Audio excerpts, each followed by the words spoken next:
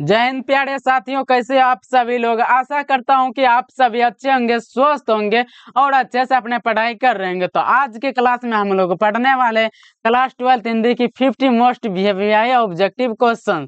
तो सभी स्टूडेंट देरी के साथ इस क्लास में अंत तक बने रहिएगा।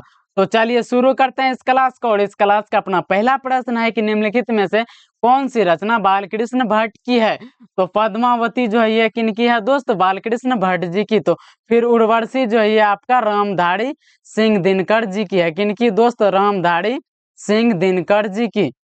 और कविता के नए प्रतिमान जो है ये आपका नामवर सिंह जी की है। किनकी, नामवर सिंह जी की। और गीतावली ये आपका तुलसीदास जी की है। किनकी दोस्त, तुलसीदास जी की। ये सब भी आप लोग अच्छे से याद करते चलिएगा।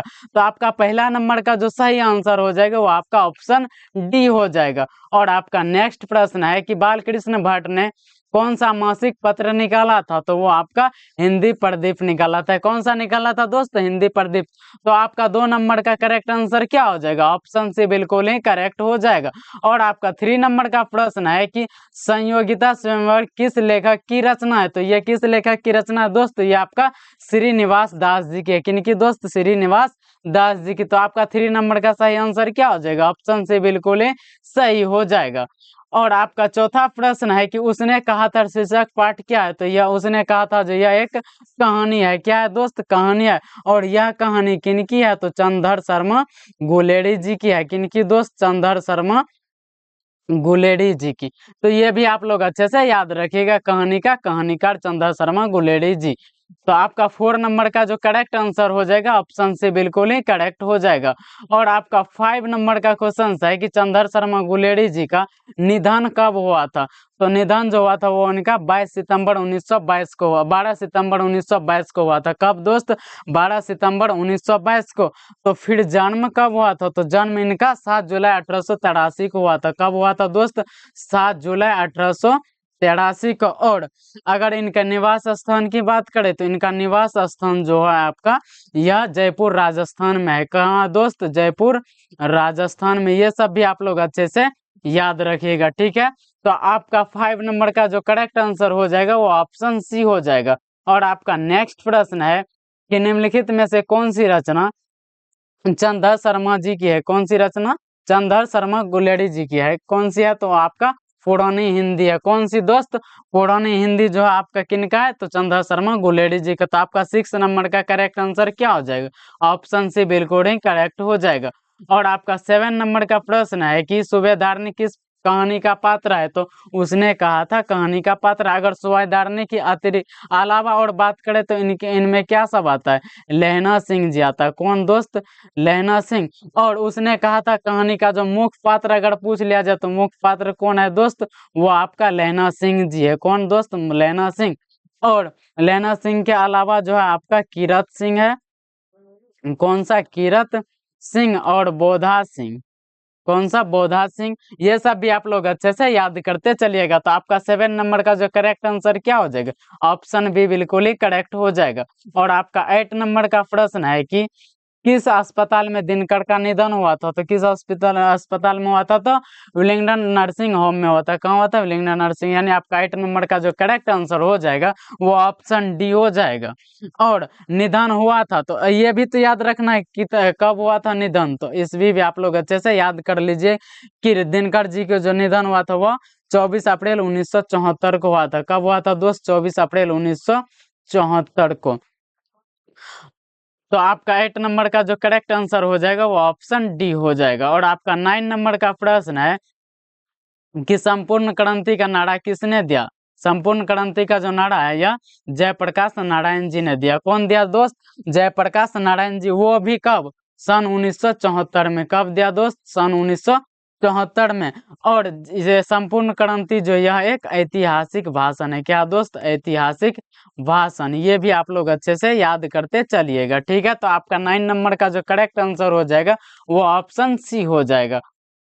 और आपका 10 नंबर का प्रश्न है कि लेनिन की मृत्यु कब हुई थी। लेनिन की मृत्यु कब हुई थी, तो वह सन 1924 में हुई थी। कब दोस्त, सन 1924 में। तो आपका 10 नंबर का करेक्ट आंसर क्या हो जाएगा, ऑप्शन डी हो जाएगा।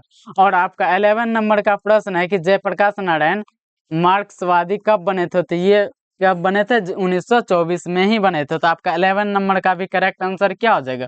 ऑप्शन डी बिल्कुल ही करेक्ट हो जाएगा।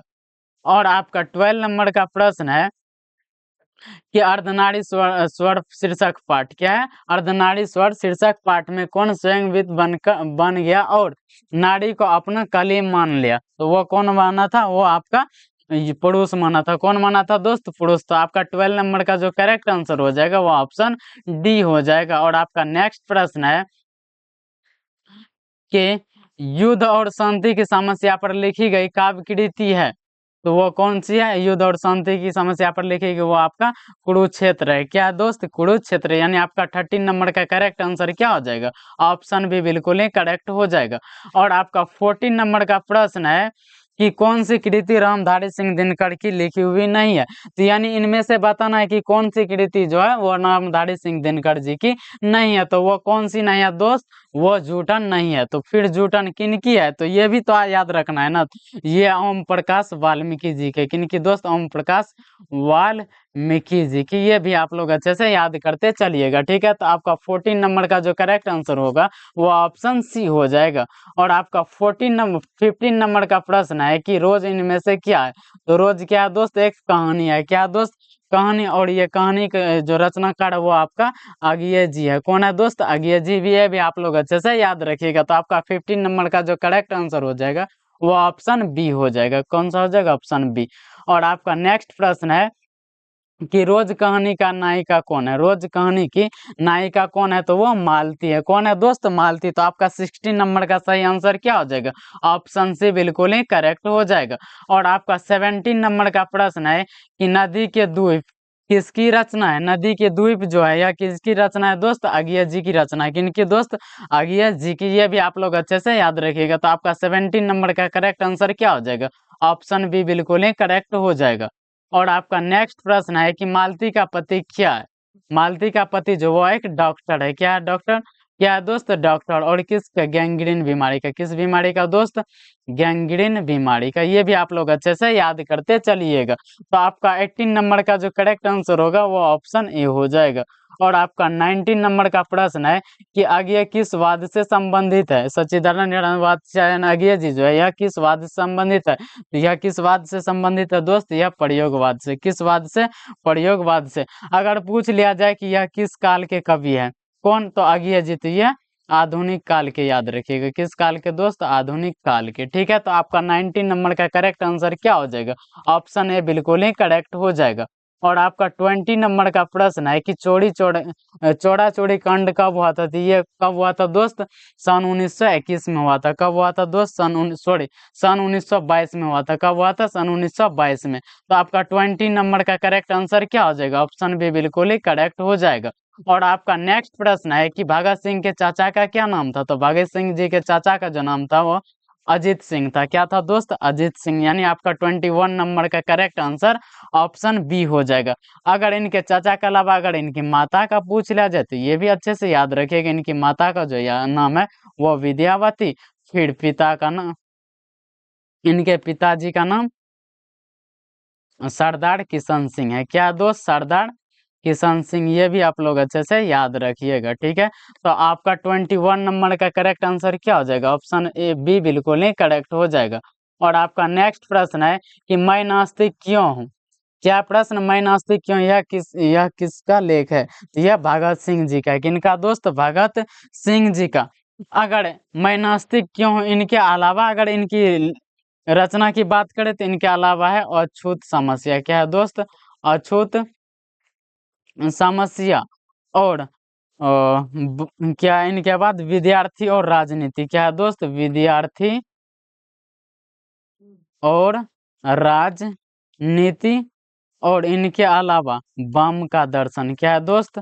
बम का दर्शन। ये सब भी आप लोग अच्छे से याद रखिएगा, ठीक है। तो आपका 22 नंबर का करेक्ट आंसर क्या हो जाएगा?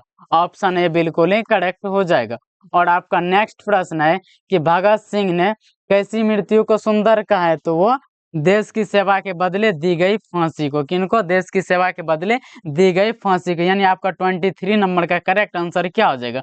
ऑप्शन सी बिल्कुल ही करेक्ट हो जाएगा, फांसी को, ठीक है। ऑप्शन सी बिल्कुल ही करेक्ट हो जाएगा। और आपका नेक्स्ट प्रश्न है कि भगत सिंह का संपूर्ण परिवार क्या था? तो भगत सिंह का जो संपूर्ण परिवार था वह स्वाधीनता सेनानी था। क्या था दोस्त? स्वाधीनता सेनानी। यानी आपका 24 नंबर का भी करेक्ट आंसर ऑप्शन सी हो जाएगा। और आपका नेक्स्ट प्रश्न है कि बहुजन संप्रेषण के माध्यम पुस्तक किसने लिखी है? तो यह किसने लिखी है दोस्त? यह आपका जगदीश चंद्र माथुर जी लिखी है। किसने लिखी है? जगदीश चंद्र माथुर जी। और इनकी कौन सी रचना है? तो ओ सदानीरा। ये भी आप लोग अच्छे से याद रखिएगा। यानी ओ सदानीरा के लेखक कौन है? जगदीश चंद्र माथुर जी। तो आपका 25 नंबर का करेक्ट आंसर क्या हो जाएगा? ऑप्शन बी बिल्कुल करेक्ट हो जाएगा। और आपका 26 नंबर का प्रश्न है कि पंडई नदी कहाँ तक जाती थी? तो वह विकनाथोड़ी तक। कहाँ तक दोस्त? विकनाथोड़ी तक। यानी आपका 26 नंबर का करेक्ट आंसर ऑप्शन ए हो जाएगा। और आपका 27 नंबर का प्रश्न है कि आम्रपाली ने, क्या प्रश्न? आम्रपाली ने तथागत को क्यों सौंपा था? तो वो क्यों सौंपा था दोस्त? वो क्या सौंपा था? सॉरी, क्या सौंपा था? तो आम्रपाली। क्या सौंपा था दोस्त? आम्रपाली। यानी आपका 27 नंबर का जो करेक्ट आंसर हो जाएगा वो आपका ऑप्शन बी हो जाएगा। ठीक है दोस्त। तो और आपका नेक्स्ट प्रश्न है कि मोहन राकेश किस आंदोलन के प्रमुख हस्ताक्षर थे? तो वो किस आंदोलन के थे दोस्त? वो आपका नई कहानी आंदोलन के थे। किस आंदोलन के? नई कहानी आंदोलन के। तो आपका 28 नंबर का जो करेक्ट आंसर हो जाएगा वो आपका ऑप्शन ए हो जाएगा। और आपका 29 नंबर का क्वेश्चन है कि निम्नलिखित में से बीस किस की पड़ोसिन कौन है? तो वो कुंती है। कौन है दोस्त? कुंती। यानी आपका 29 नंबर का भी करेक्ट आंसर ऑप्शन सी हो जाएगा। और आपका 30 नंबर का प्रश्न है कि मोहन राकेश रचित नाटक संग्रह, यानी मोहन राकेश जी द्वारा रचित नाटक संग्रह है तो वो आषाढ़ का एक दिन है। क्या है दोस्त? आषाढ़ का एक दिन। यानी आपका 30 नंबर का करेक्ट आंसर क्या हो जाएगा? ऑप्शन डी बिल्कुल ही करेक्ट हो जाएगा। और ये भी याद कर लीजिए आषाढ़ का एक दिन जो यह कब प्रकाशित हुआ? तो सन 1958 में। कब दोस्त? सन 1958 में। तो आपका 30 नंबर का करेक्ट आंसर क्या हो जाएगा? ऑप्शन डी बिल्कुल ही करेक्ट हो जाएगा। और आपका नेक्स्ट प्रश्न है कि आलोचना त्रैमासिक के प्रधान संपादक कौन थे? तो कौन थे दोस्त? वो आपका नामवर सिंह जी थे। कौन? नामवर सिंह। यानी आपका 31 नंबर का करेक्ट आंसर ऑप्शन सी हो जाएगा। और आपका 32 नंबर का प्रश्न है कि राम की शक्ति पूजा किसकी कविता है? राम की शक्ति पूजा जो यह कविता है यह सूर्यकांत त्रिपाठी निराला जी के। किनकी? सूर्यकांत त्रिपाठी निराला जी की। यानी आपका 32 नंबर का जो करेक्ट आंसर ऑप्शन डी हो जाएगा। और आपका 33 नंबर का प्रश्न है कि अब और नहीं किसकी कृत है? यह किसकी है दोस्त? यह ओम प्रकाश वाल्मीकि जी का। किनकी दोस्त? ओम प्रकाश वाल्मीकि जी की। तो आपका 33 नंबर का करेक्ट आंसर ऑप्शन सी हो जाएगा। और आपका 34 नंबर का प्रश्न है कि सुरेंद्र सिंह किसका पोता था? क्या है दोस्त? सुरेंद्र सिंह किसका पोता था? तो यह किसका था दोस्त? ये आपका सुखदेव सिंह त्यागी का था। किनका? सुखदेव सिंह त्यागी का। यानी आपका 4 नंबर का करेक्ट आंसर ऑप्शन ए हो जाएगा। और आपका 35 नंबर का प्रश्न है निम्नलिखित में से कौन सी रचना मालिया जी की नहीं है? नहीं वाला बताना। ठीक है, तो वो इनमें से कौन सी नहीं है दोस्त? तो जख्म पर धूल ये भी है कविता के साक्षात्कार, ये भी रामचंद्र शुक्ल ये भी है, लेकिन ये जो है कविता के नई प्रतिमान ये आपका मालिया जी की रचना नहीं है। तो फिर किनकी है दोस्त? कौन सी कविता का नई प्रतिमान? तो ये आपका नामवर सिंह जी की है। किनकी दोस्त? नामवर सिंह जी की। तो आपका 35 नंबर का करेक्ट आंसर क्या हो जाएगा? ऑप्शन डी बिल्कुल करेक्ट हो जाएगा। और आपका नेक्स्ट प्रश्न है कि रचने और भोगने का रिश्ता कैसा होता? तो वह द्वंद्वात्मक होता है। क्या होता है? द्वंद्वात्मक। यानी आपका 36 नंबर का करेक्ट आंसर ऑप्शन ए हो जाएगा। और आपका नेक्स्ट प्रश्न है कि त्रिच के लेखक कौन है? नेक्स्ट प्रश्न क्या दोस्त? त्रिच के लेखक कौन है? तो वो आपका उदय प्रकाश जी है। कौन है दोस्त? उदय प्रकाश जी। और ये भी याद कर लीजिए उदय प्रकाश जी की जो जन्म है वो आपका 1 जनवरी 1952 में हुआ। कब दोस्त? 1 जनवरी 1952 में। और ये भी याद कर लीजिए 30 जो है ये एक कहानी है। क्या दोस्त? कहानी। और कहानीकार कौन है? उदय प्रकाश जी। और उदय प्रकाश जी का जन्म 1 जनवरी 1952 को हुआ था। कब हुआ था दोस्त? 1 जनवरी 1952 को। तो आपका 37 नंबर का जो करेक्ट आंसर हो जाएगा वो ऑप्शन बी हो जाएगा। और आपका 38 नंबर का प्रश्न है कि तिरिच को कैसी कहानी माना जाता? तो तिरिच को जो कहानी माना जाती है कैसी मानी जाती है? तो यह जादुई यथार्थ की कहानी माना जाता है। कैसी कहानी? जादुई यथार्थ की कहानी। तो आपका 38 नंबर का करेक्ट आंसर ऑप्शन सी हो जाएगा। और आपका 39 नंबर का प्रश्न है कि जय कृष्ण मूर्ति की इनमें से कौन सी रचना है? तो जय कृष्ण मूर्ति जी की जो रचना है वो इनमें से कौन सी है दोस्त? शिक्षा। शिक्षा के रचनाकार कौन है दोस्त? जय कृष्ण मूर्ति जी। कौन? जय कृष्ण मूर्ति जी। और ये भी याद रखिए शिक्षा जो यह एक संभाषण है। ये भी आप लोगों के बोर्ड एग्जाम में कई बार पूछ चुके हैं कि शिक्षा क्या है, तो यह संभाषण। ये भी आप लोग अच्छे से याद रखिएगा, ठीक है। तो आपका 39 नंबर का करेक्ट आंसर ऑप्शन डी हो जाएगा। और आपका 40 नंबर का प्रश्न है कि गीतावली किसकी रचना है? तो गीतावली किनकी है दोस्त? वो आपका तुलसीदास जी की है। किनकी दोस्त? तुलसीदास जी की। और गीतावली के अलावा बात करें तुलसीदास जी की जो रचना वो दोहावली है। क्या है दोस्त? दोहावली और कवितावली। कवितावली और इनके बाद विनय पत्रिका। ये सब भी आप लोग अच्छे से याद करते चलिएगा, ठीक है दोस्त। तो आपका 40 नंबर का करेक्ट आंसर ऑप्शन सी हो जाएगा। और आपका 41 नंबर का प्रश्न है कि सूरदास किस मार्ग में दीक्षित हुए? तो वो आपका पुष्टि मार्ग में हुए थे। किस मार्ग में दोस्त? पुष्टि मार्ग में। यानी आपका 41 नंबर का जो करेक्ट आंसर हो जाएगा ऑप्शन सी। और आपका 42 नंबर का क्वेश्चन है कि विनय पत्रिका की भाषा है।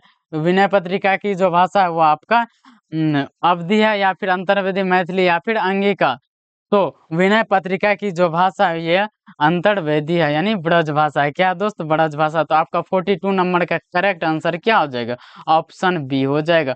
और आपका 43 नंबर का प्रश्न है कि नाभादास का काव्य रचना क्षेत्र है हरिद्वार, काशी, वृंदावन या फिर मथुरा। तो नाभादास का काव्य रचना क्षेत्र जो है वो क्या हो जाएगा? आपका वृंदावन। क्या है दोस्त? वृंदावन। यानी आपका 43 नंबर का जो करेक्ट आंसर है वो ऑप्शन सी है। और आपका 44 नंबर का प्रश्न है कि शिवराज भूषण किसकी कृत है? तो यह किनकी है दोस्त? ये आपको ऑप्शन से ही पता चल रहा होगा कि भूषण लिखा ले तो यह भूषण जी की ही होगी। और इनके अलावा शिवराज भूषण के अलावा तो शिवा बावनी। क्या याद रखना है? शिवा बावनी और छत्रसाल दशक। क्या याद रखना है दोस्त? छत्रसाल दशक। ये सब भी अच्छे से याद रखिएगा, ठीक है। ये सब किनकी रचना है? भूषण जी की ही रचना है। तो आपका 44 नंबर का करेक्ट आंसर क्या हो जाएगा? ऑप्शन ए बिल्कुल ही करेक्ट हो जाएगा।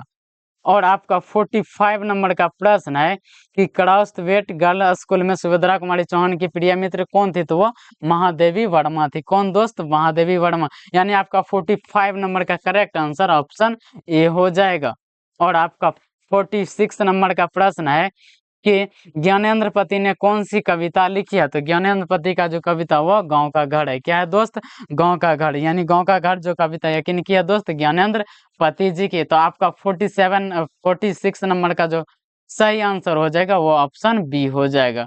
और आपका 47 नंबर का प्रश्न है कि पैसागी के लेखक कौन है? तो पैसागी के जो लेखक है वो कौन है दोस्त? हेनरी लोपेज है। कौन दोस्त? Henry Lopez. यानी आपका 47 नंबर का करेक्ट आंसर हो जाएगा ऑप्शन डी। और आपका 48 नंबर का प्रश्न है कि लोटा डोरी कौन सा समास है? क्या प्रश्न? लोटा डोरी कौन सा समास है? तो ये जो है कौन सा हो जाएगा? आपका द्वंद्व समास हो जाएगा। कौन सा समास? द्वंद्व समास।